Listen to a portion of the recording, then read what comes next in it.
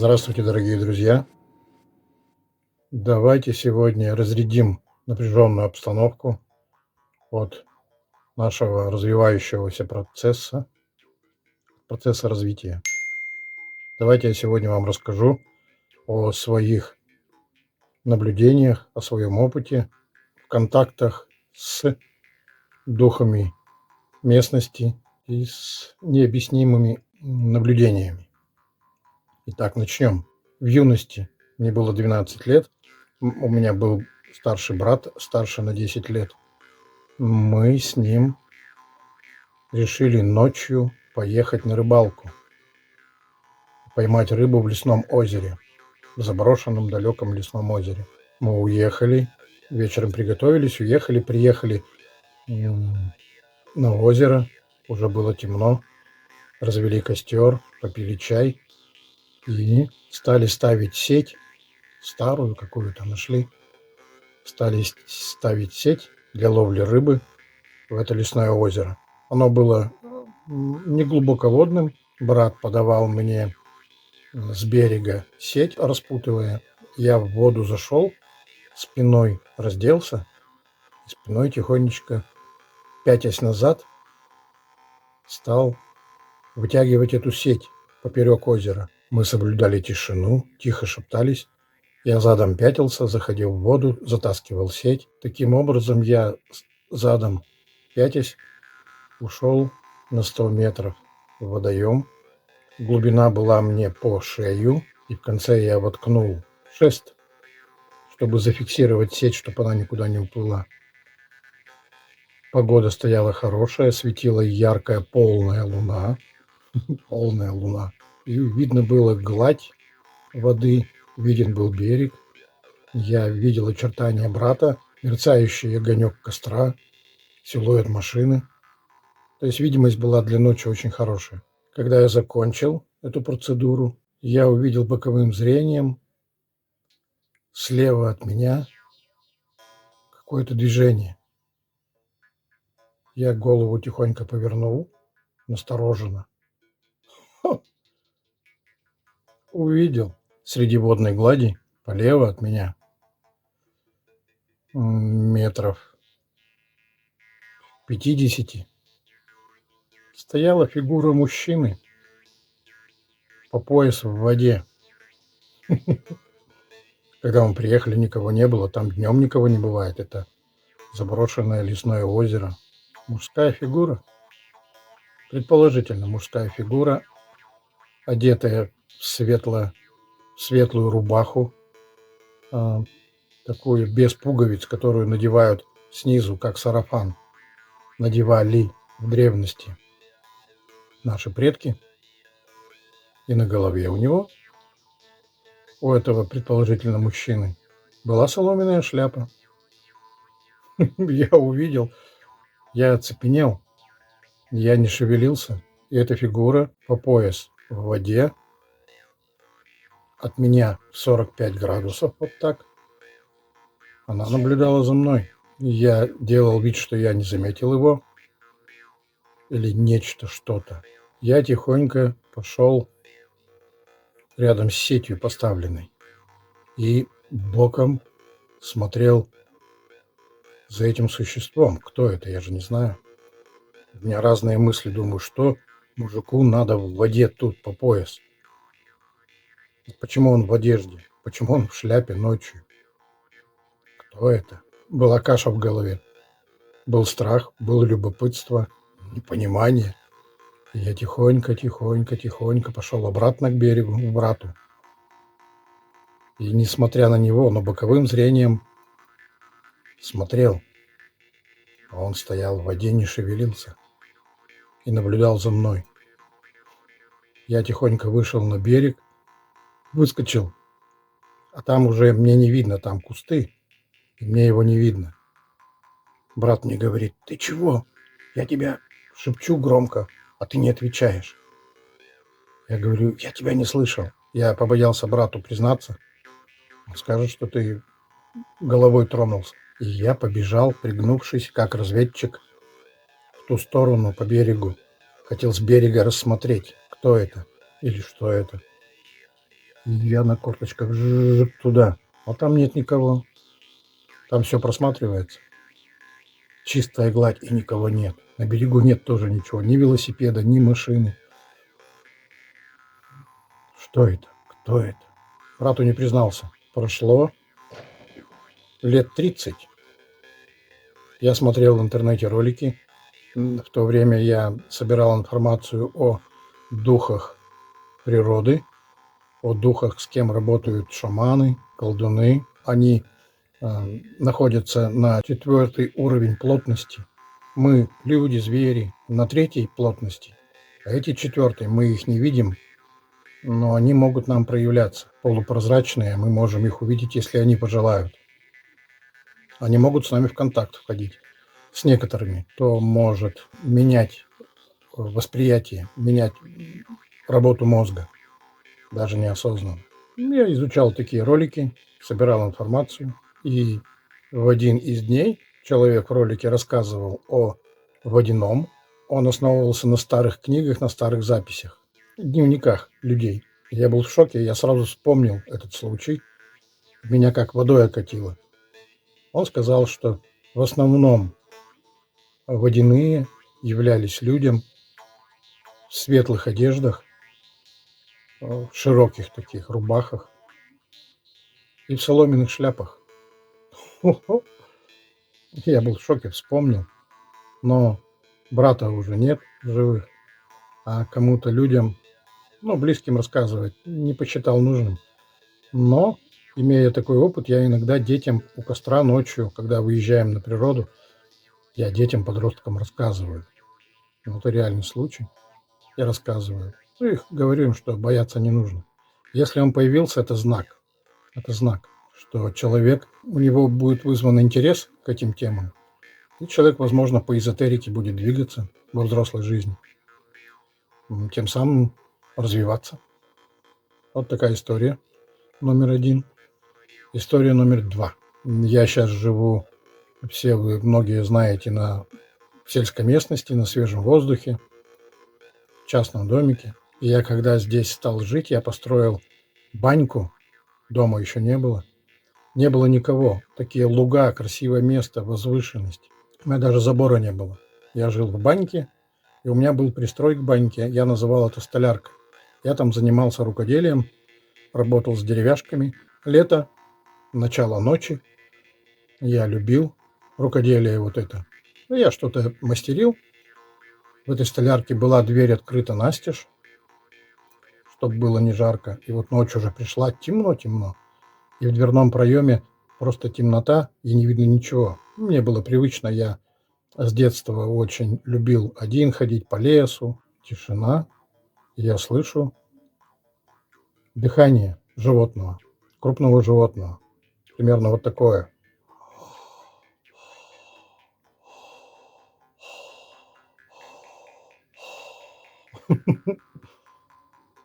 Я понял, кто-то идет в гости. Страха не было, любопытства немного было. Но я в любом случае понимал, что я сейчас узнаю, кто шарится тут ходит. Звук этот увеличивался, приближался. И в дверном проеме, в открытом, из тьмы появилась огромная черная собака со страшными глазами.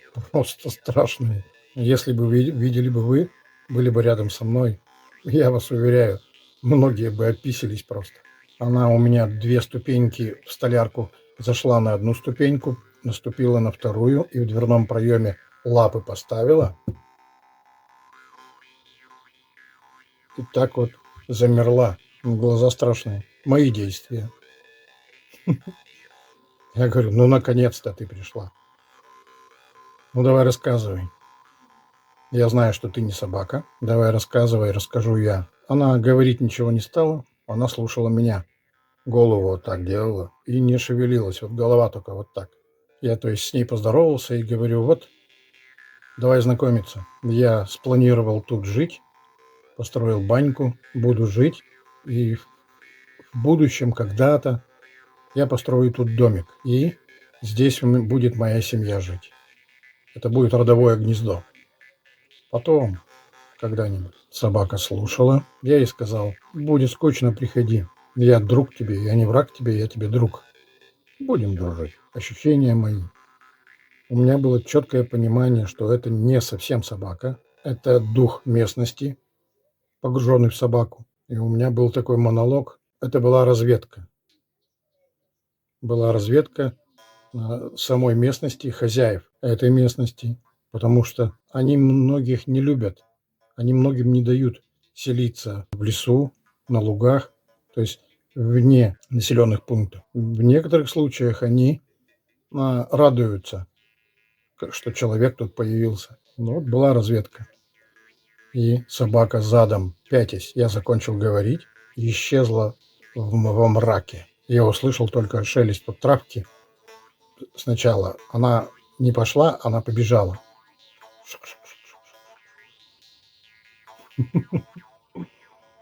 Вот такая была история. История номер 3. Тоже время, тоже такое же время, тепло, лето. Вечером я увидел, что в моих владениях недалеко появилась сова. Летает сова вечером. Это редко, они в основном ночью летают. Тут вечером светло еще.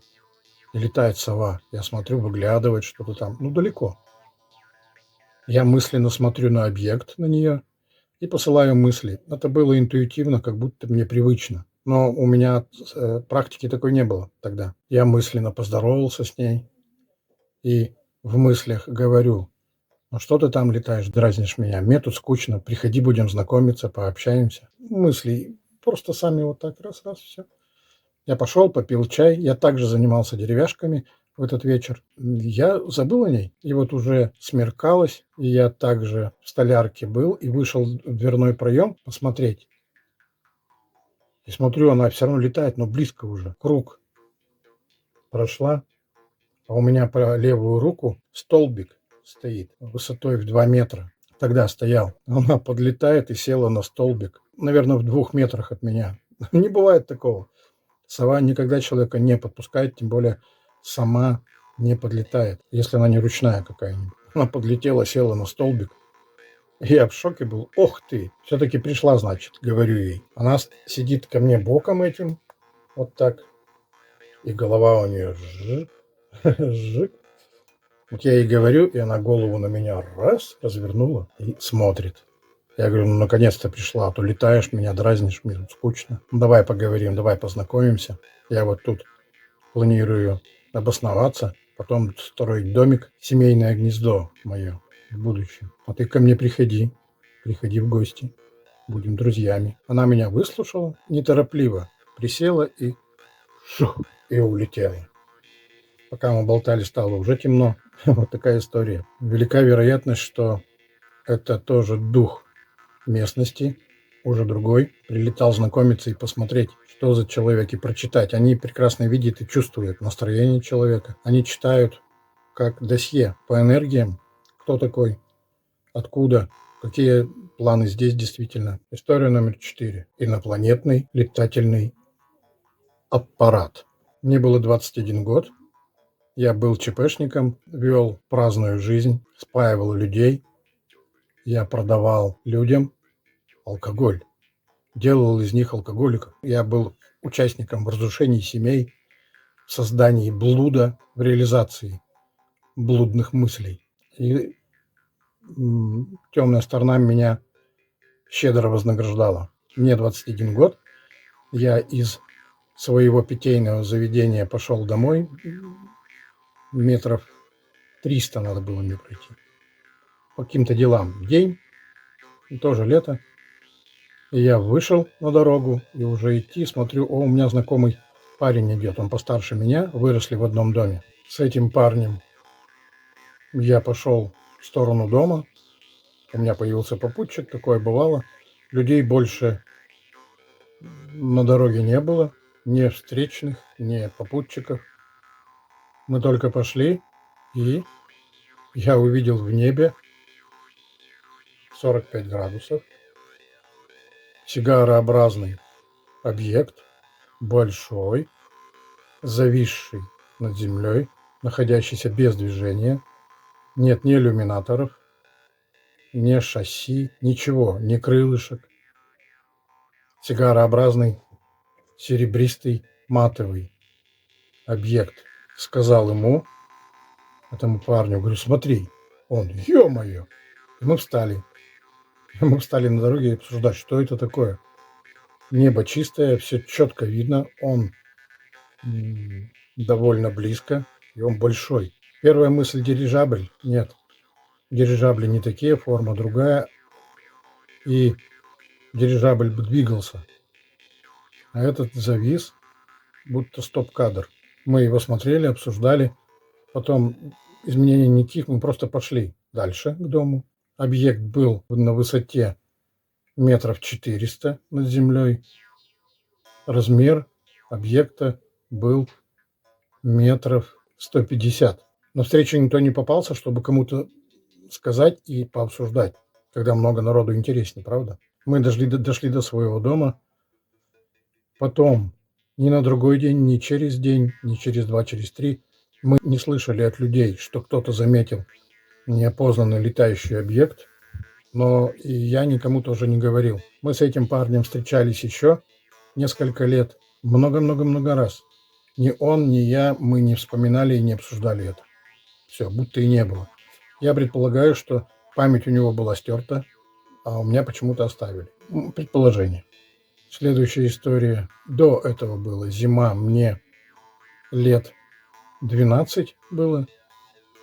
Я вышел с людьми, попутчиками из автобуса на автобусной остановке и идти домой. Люди шли, был на отшибе дом у нас, пятиэтажка, Брежневка.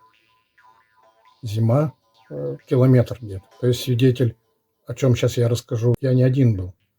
Были все попутчики, человек 12. Взрослые все, я был, наверное, самый молодой. И перед нами в небе темно. Зимой рано темно делается. Часов 8 вечера уже темно. И прямо выше горизонта, но это далеко уже. Там было свечение, был центр свечения. И это похоже на медузу, но остроносую. Она двигалась медленно. Ну, размеры там, конечно, километры. Форма похожа на мяч от регби. Понимаете, вот такой мяч. Середина светится. От нее идут, как по воде, вот такие светлые линии. Но они светятся тоже линией. Движется он, будто разрезает воздух, и воздух светиться начинает. У него внутри тоже какие-то ребра, но все из света. Ощущение восприятия зрительного, что он полупрозрачный, что это форма энергии. Это не плотно-материальный объект, это прозрачный, что-то светящееся и раздвигающее атмосферу. И у нее вот форма вот такая у основного, и идут в стороны светящиеся полосы, как будто сверху мы смотрим на катер, который разрезает светящуюся воду. Интересно, увлекательно. Люди, никто не останавливался, но увидел один, второй, третий. Для летательного аппарата слишком огромный объект. По сигарообразным в эзотерике сотни случаев, что такие летательные аппараты сигарообразные, серебристые. Они замечены по всему миру, очень много. Потом вот это светящееся, как мяч регби, тоже я находил много описаний вот такое. В общем, такие интересные истории, которые мне давали толчок для изучения всего этого. Я и так-то был пытливый, мне было все интересно, вот это все. По поводу рассказов, моя мама рассказывала, маленькая, она деревенская девочка была, она видела, называют дух луговой. Она ехала на повозке, на деревянной, на телеге, запряженной лошадью. Ехала в конце, сидела ножками, болтала и ехала спиной туда. И она видела, что появилась, материализовалась на дороге, на лесной, девушка красивая, в светло-голубом платье, длинные волосы. Не видно было, что ноги шагают. Она как бы левитировала за телегой. Мама была маленькая, также лет 12-13, подросток. Она тоже боялась рассказать. И вот эта форма женщины, фантом какой-то передвигался. Я потом изучал и сделал выводы косвенные, что это дух называют луговой. Так же, как домовой, луговой. Бабушка моя рассказывала, что они с дедом видели, бани строились не сильно близко к дому в деревнях, старались подальше. И если есть возможность, то у водоемов, чтобы воду близко таскать в баню. И вот у них была баня у прудочка деревенского. Они возвращались из бани уже ночью домой, вышли и увидели у водоема старое дерево, очень крупное, засохшее, наверное, тополь. И на нижних ветках, самых мощных, сидела женщина и расчесывала свои длинные волосы. Это была русалка. Вот они оба видели русалку. Она сидела, расчесывала волосы. И в народе говорили, что при таких обстоятельствах русалка показывает, что будет беда. Это плохой был знак. Так вот, этой ночью баня у них сгорела дотла. Ну, в принципе, давайте на сегодня закончим все эти разговоры, рассказы. Интересные. Безмерно всех люблю. Желаю эту весну вашего пробуждения, ваших перемен хороших, напитывания, наполнения новыми свежими силами. И за весну, и за лето сделайте то, что спланировали. Пусть у вас получается, выполняются все планы. Но надо работать, работать, работать. Обнимашки. Пока-пока.